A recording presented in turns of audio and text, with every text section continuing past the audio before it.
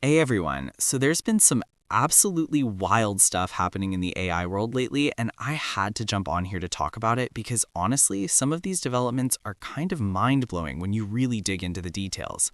We're talking about everything from potential flagship model leaks to breakthrough research and emotional AI, and some of these advances are happening faster than anyone expected.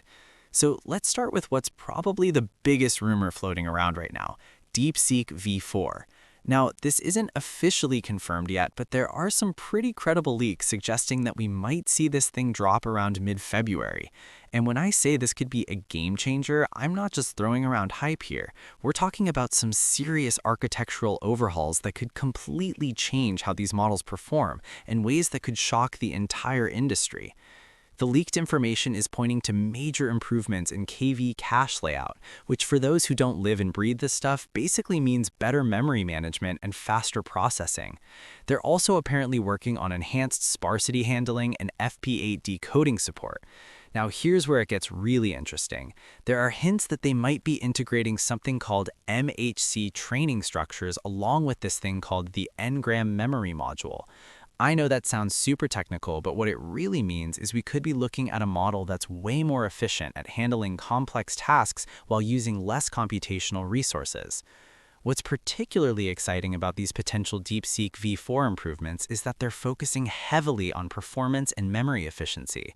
In the current AI landscape, where everyone's trying to build bigger and bigger models, DeepSeek seems to be taking the approach of building smarter, not just larger.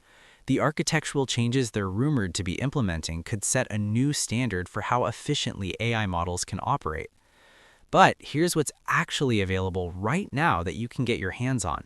Zhipu AI just dropped GLM-4.7-Flash, and this thing is pretty impressive. It's a 31 billion parameter mixture of experts model, which means it's got this clever architecture where different parts of the model specialize in different tasks. The cool part is it's designed specifically to run on local machines, so you don't need some massive cloud setup to use it. This model supports both English and Chinese, and get this, it's got 128,000 token context length. To put that in perspective, that's like being able to process and remember about 100 pages of text at once. They're saying it's competitive with much larger models like QN330B and GPT-OSS20B when it comes to math, reasoning, and coding tasks.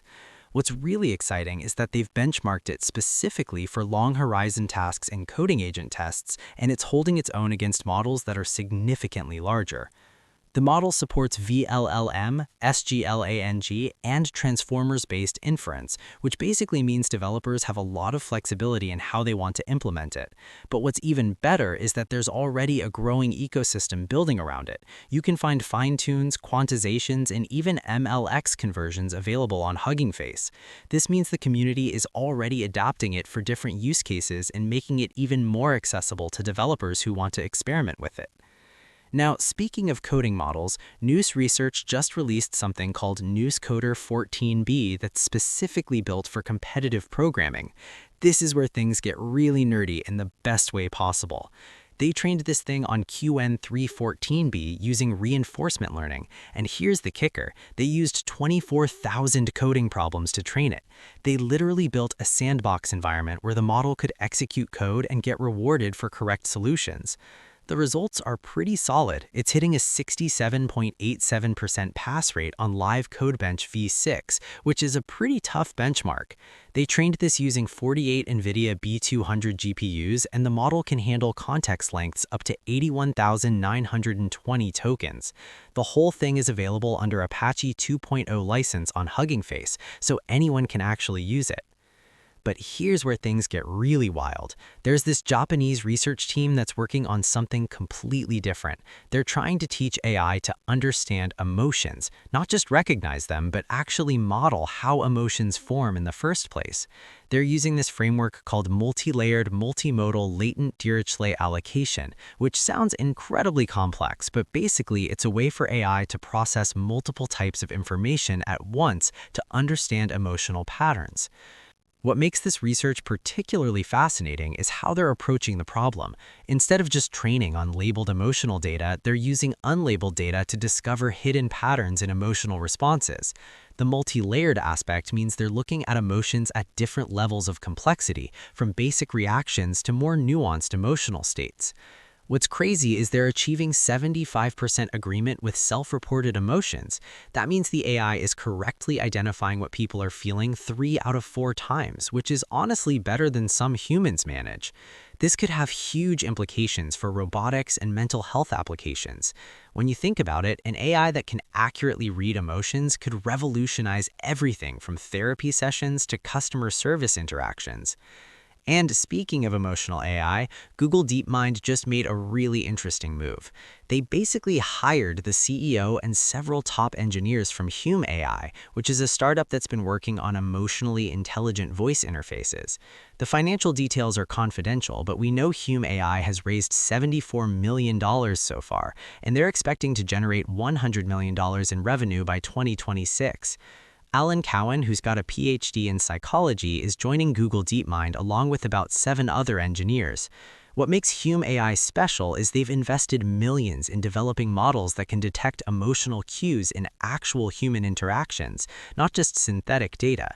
This move makes a lot of sense when you think about it. Voice interfaces are becoming huge, and understanding a user's emotions and mood through their voice is going to be key for the next generation of AI assistants. Google is clearly trying to compete with OpenAI's ChatGPT voice mode, and this could give them a real edge. Plus, Google recently partnered with Apple to power a new version of Siri with Google Gemini, so emotional intelligence could be coming to your iPhone too. What's interesting about this deal is it's not a traditional acquisition. It's more of a licensing agreement that lets Google grab the talent without all the regulatory oversight that comes with buying a company outright. This pattern is becoming a pattern in the AI industry, and it's worth understanding why. These arrangements blur the line between partnerships and conventional acquisitions, allowing big tech companies to acquire high-value talent and technology while avoiding the government scrutiny that comes with traditional mergers. This trend is accelerating. In 2024, Google DeepMind reportedly paid $3 billion to license technology from Character.ai.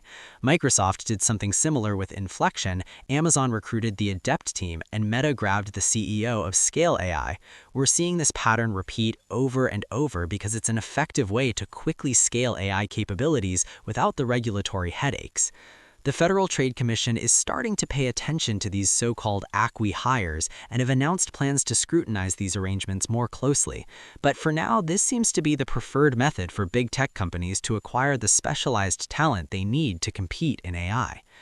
But Google isn't stopping there. They're also rolling out this thing called personal intelligence in their AI mode search. This is where things get really personal. The AI can now analyze your Gmail and Google Photos to give you more tailored responses. So if you're looking for travel recommendations, it might reference hotel bookings in your email and vacation photos to suggest places you'd actually want to go. The system can even do things like recommend ice cream shops if it notices you take a lot of selfies with ice cream. When you're shopping online, it'll prioritize products from brands you've actually bought before. It's only available for Google AI Pro and AI Ultra subscribers right now, and you have to opt in to let it access your Gmail and photos. The search VP Robbie Stein was pretty clear that they're using the Gemini 3 model for this, and they're not training directly on your inbox or photo library. The training is limited to specific prompts and responses to improve the system over time. Of course, mistakes can happen, so they've built in ways for users to give feedback and correct recommendations that don't make sense. All of this stuff happening at once really shows how quickly things are moving. We've got rumors of major architectural breakthroughs with DeepSeek V4, practical models you can run locally like GLM-4.7-Flash, specialized coding models like Nous 14B, breakthrough research and emotional AI, and major tech companies restructuring how they acquire talent and technology. The pace of development is honestly pretty wild, and we're clearly moving toward AI systems that are not just more capable, but more personal and emotionally aware. That's a wrap for today's AI Roundup. Let me know what you think about these developments in the comments below.